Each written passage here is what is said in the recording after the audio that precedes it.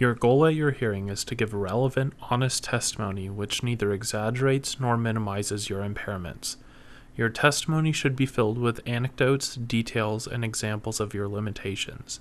In a straightforward manner, you should provide facts about your strengths as well as weaknesses. More specifically, you should: Number 1. Recognize that it is your symptoms that keep you from working. Do not provide a medical diagnosis like arthritis when the judge asks what keeps you from working. Lots of people with arthritis work. Your symptoms and limitations from arthritis are what the judge will want to hear about, not that your doctor says your symptoms are caused by arthritis. Number 2. Describe your pain accurately. Few claimants have disabling pain.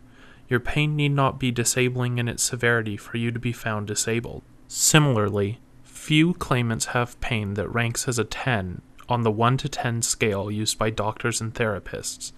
If your pain varies in intensity, state how long it persists at each level. If your pain comes and goes, explain how often this happens. Be precise. Sometimes is not as descriptive as twice a week. Number 3. Describe your limitations. Focus on how your pain prevents you from doing things. Maybe you can't sit, stand, or walk for prolonged periods. Maybe you need to lie down at some point during every 8-hour stretch. Maybe your pain prevents you from consistently concentrating or paying attention. Number 4. Provide examples. Pretend you are talking to an old friend who wants to be brought up to date on the problems caused by your impairment. Explain what you now have to do differently, going through a typical day almost hour by hour. How long are you active and how long do you rest? Do you rest sitting or lying down? Where do you rest? What activities must other people help you with? Who are those people?